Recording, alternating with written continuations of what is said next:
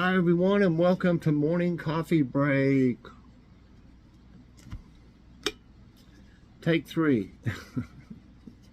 I can't seem to get the start right this morning. I may have a blooper video coming up in the next day or so. Normally I would have probably cut it off and started it over again when I forget to open my mug, you know, because you can't get a drink out of it until you push this back. But I already had 2 takes, so I just said, you know, it is what it is, right? Oh Lord, too much on my mind, and then I forget half of it.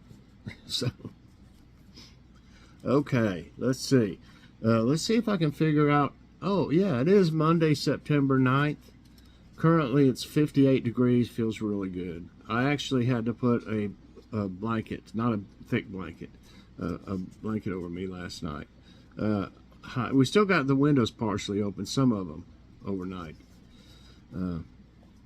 So it makes it pretty cool in the house, which is a change from being hot all summer. High today though is 79. No chance of rain for a while, and wind at 1 mile per hour. So, okay. Today there'll be. Hopefully you've seen Massive Walmart Haul Part 1 yesterday, and then you have Massive Walmart Haul Part 2 today, which would be the non-perishable items maybe. And I think I still had maybe some produce. I'm not sure, but it wasn't. It was a big haul, and it was a very healthy haul. I think about the thing that we got that might be the worst for you is probably those Uncrustables, and really peanut butter is not real bad for you, and jelly is not real bad for you either. So that's about the most unhealthy thing we got, which isn't really very unhealthy anyway. So we're real proud of ourselves. We didn't get a bunch of junk.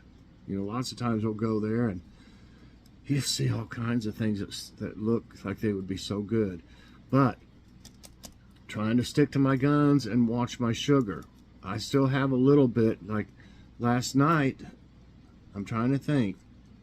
I think the only thing I had was a Jell-O cup with some fruit in it. And you'll see the ones that we got. We got some really neat ones at Walmart that are new. And I'll have to do on one of them, I'll have to do a taste test in the morning, because I was very impressed with the one that we tried last night, and they don't have that much sugar in them and stuff. For a whole day, for me, that's really hard to believe. Because like if we were to go somewhere and get something to eat, like Pal's, I always get a peachy tea, and it's in a big 32-ounce styrofoam cup, and there's no telling how much sugar's in that. And I don't even really think of that, you know, in a way. I think of that as something to drink, you know, when I'm drinking it. I don't really think of it as, wow, this has got to have a lot of sugar in it, you know. And now I'm starting to think that way, you know. A lot of things have sugar in them. You don't even hardly realize it, you know. So unless you read those nutrition facts, which that's what I've been doing. So they don't have a nutrition fact on the side of a cup of tea, you know, thing of tea though. So stopping that, you know. I love tea though. Don't get me wrong, I love sweet tea, but I don't really like many artificial sweeteners, so I don't know. Maybe I just can't have tea. We'll see. But so yeah, so that'll be the part 2 will be today. So definitely check that out. And we actually did good. We have spent a lot more at Walmart before. But actually, out of pocket, you'll see in it, we didn't really hardly spend anything out of pocket. Not hardly anything. So we did really, really good. Got a lot of healthy things. Didn't cost us hardly anything. You can't beat that. So, all right. What's for dinner? Well, we ended up having the Philly beef. We had a Philly beef Velveeta skillet meal. I think they're called skillet dinner or something, that you'll see also in the Walmart haul. We ended up having that last night. I just were tired and everything, and So we didn't have the maple spam. We're going to have that tonight with green beans, potatoes, tomatoes, and cucumbers. Okay, and that's subject to change, but you know, just things happen, you know, during the day. Okay, I got today's harvest, everybody. I'm sure you've seen the thumbnail, and I also have a short on it that I haven't. I need to upload that. So anyway, so I got some. I'm starting on the carrots, and they're doing really good. And I remember now I had some. I think I put some out there that were a different color. Like this one is like a kind of a yellowish color. And I'm sorry they're in these. I can pull some of them up. It's because they haven't been cleaned yet. But see that one? You need to, I need to clean them up. Like I said, they just got some really nice carrots. And I've got a ton of them out there, and we're going to be, freezing some of them too, which we haven't been able to do before. That is a big one. I haven't been able to freeze them, because we haven't had enough turn out that good. And all these really, sorry I'm having to do it this way, but Kitty came in here and ate some of the tops, and I imagine they won't hurt them or anything.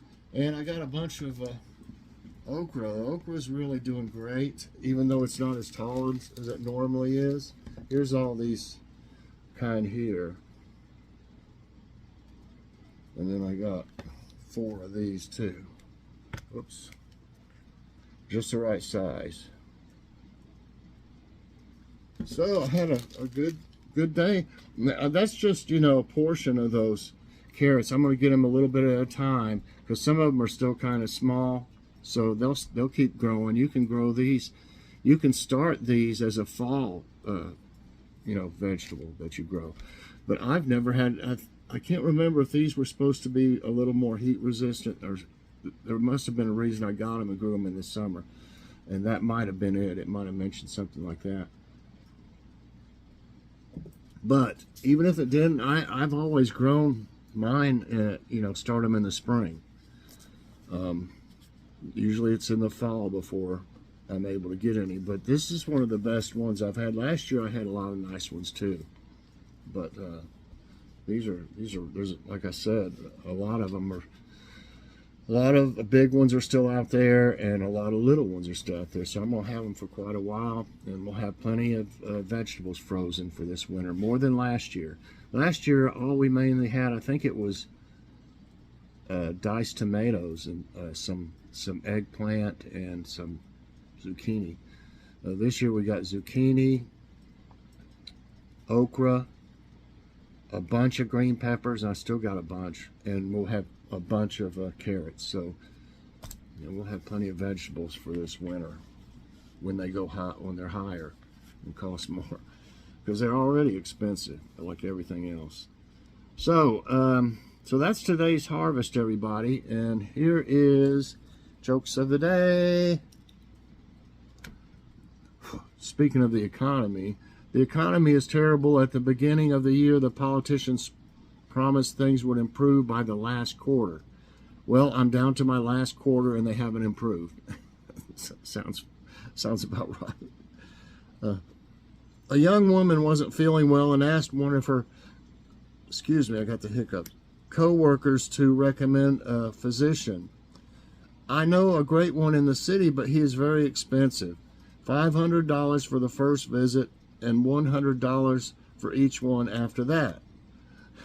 The woman went to the doctor's office and, trying to save a little money, cheerily announced, "I'm back."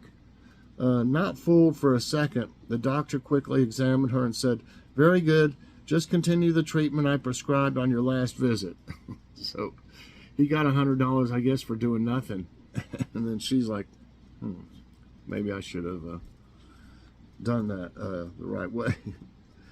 Okay, I guess this is like metaphorically speaking or something. This is thought of the day from Ray Bradbury. Isn't he doesn't he make books or write books or movies? That name sounds so familiar. I should know, I guess. But anyway, it says, you must stay drunk on writing so reality cannot destroy you. So maybe he is a writer, and maybe he does make movies too. I know I've heard it in connection with movies. Okay. Let's see. The quiz. Where was the one?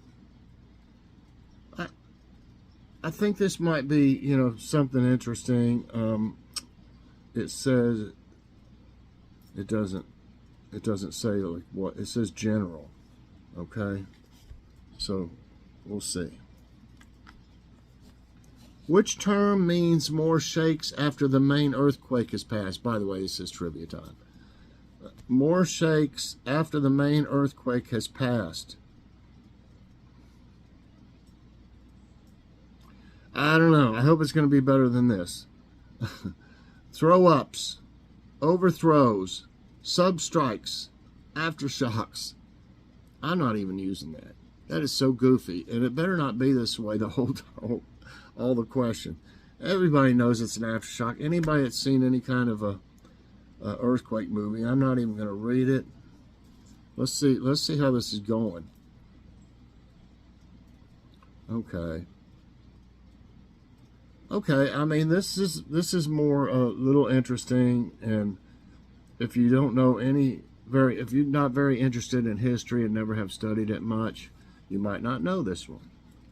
Which of these historical monuments was discovered buried underground?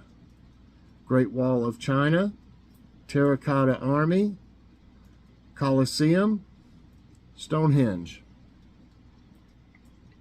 Really, they are still kind of goofy on this one, but it's like a subject that not everybody might know. So that's the only reason I'm using it. Okay, I might be wrong for that matter. I say it's Terracotta Army. Yes, and I've seen a documentary, of course, on this, and it is amazing. This emperor, I guess it'll tell a little bit about it. He had, I don't know if he called him emperor, a whole army made of terracotta, like statues. And what is the even more amazing is, and it's almost impossible to think that they could do this. Supposedly, every single one of them are different. Like humans are different. You know, people are different. That's crazy. I mean, how did they do that? I think they've actually they're not doing much, because when they open it up, they just started, falling apart and stuff. And, from being under there so long, protected. And then, so anyway, let's see what it says. The Terracotta Army was discovered on 29 March 1974 when farmer Yang Ziffa uncovered fragments of pottery when digging a well. This pottery led to the discovery of the first warrior of the famous Terracotta Army. Since the discovery of the Terracotta Army, more than 2,000 warriors and horses have been excavated from 3 different burial pits, with an estimated 6,000 still buried underground. Wow, that's crazy. Okay. Okay, I mean, people might also, if you don't know much about insects, but everybody hears about these. What insects are known for coming out of their burrows in the summer? Moths, cicadas, praying mantis, bees. You know, there are bees, and I've had plenty of them in my own yard that have nests underground. They look like yellow-looking wasps, and they will sting you if you run over them in the riding mower. Joy got, I can't remember how many stings one time. Over, like it was 9 or 12, something like that. Bless her heart. And I had to, I think a friend of mine poured, it was my brother, I think, poured some gas down there or something, diesel or something, and burn them out. But anyway, it's a moss, praying mantis, cicadas, bees. It's cicadas, and they are some ugly looking insects. Have you ever heard a buzzing sound in the summertime? You can hear them, yeah. It might be a male cicada trying to impress a mate. Annual cicadas emerge from the ground at different times each summer, and sometimes it's every like 17 years. Isn't that crazy that they can be under the ground for that long? Okay, what are the ancient remains of living things preserved in rocks called? Well, I'll let this one go, but this one's very easy for most people, I think. Soil, fossils, crystals, stalagmites. Soil. Things preserved in rocks are called soil. It's fossils. Yes, fossils are the preserved remains of traces or traces of remains of ancient organisms in rocks. I used to live in Alabama. I was probably about 10 or 11. We had a creek in our backyard, and there were fossils. I mean, I had a whole box of them, of all kinds of stuff, even fish, everything. And when we moved, I think my dad just threw them away or something. I had them in a box, and I never saw them again after we moved. I guess he thought, I'm not taking these rocks with us. And they weren't rocks. They were fossils, so I was pretty upset. Okay, what's the word used for someone who explores wild cave systems? Okay. And once again, if you don't know, if you haven't watched many things about caves or whatever, you might not know this, but anyway, the answers are hewer, H-E-W-E-R, pitman, splunker, collier, C-O-L-L-I-E-R. Okay, it's a splunker. Yes. Many people enjoy visiting caves. Most take commercial cave tours, but some people enjoy exploring wild caves. We've got, it's in Bristol, Tennessee. You know, we live in the Tri-Cities. In Bristol, they have Bristol Caverns. And Joy and I were, I don't know if it was before we had kids, because we did a tour of it, you know, underground cave. It was crazy. It was really cool. It gets kind of scary in parts of them, you know. Okay, next question. What is the term for a large underground reservoir of water? Glacier, geyser, tributary, aquifer. I know this one. It's aquifer. An aquifer is an underground layer of water bearing permeable rock, rock fractures, or unconsolidated materials, gravel, sand, or silt. Underwater, groundwater from aquifers can be extracted using a water well. Okay, which of these was the world's first metro system? Paris Metro, London Underground, Budapest Metro, Chicago L. I don't know, so that's good. But I know the London one's been around for a long time. That's right. UK's London Underground was originally opened in 1863 for locomotive trains. In 1890, it became the world's first metro system when electric trains began operating on one of its deep level tube lines. That is interesting. What is molten rock called when it's beneath the Earth's surface? Now that's the key word, beneath. And I'm not exactly for sure about this. Magma, granite, mantle, lava. Okay, I think it's magma. Yes, watched lots of volcano movies too. Magma is extremely hot liquid and semi-liquid rock located under Earth's surface. I got 7 right, none wrong. What is the mining method that uses explosives called? This is goofy. I'm not using this, even though I'm going to be over a little bit. Blasting, room and pillar, long wall, cut and fill. Everybody knows it's blasting. I mean, I think everybody would know that, so I'm just going on. What is the process of water seeping into the ground called? Precipitation, infiltration, condensation, erosion. I think that's erosion because the ground will start to give way after so long. No, it's not. Wow, okay, I missed it. I really thought it was that. It's infiltration. So I'm glad I missed one. I mean, I thought it was something else.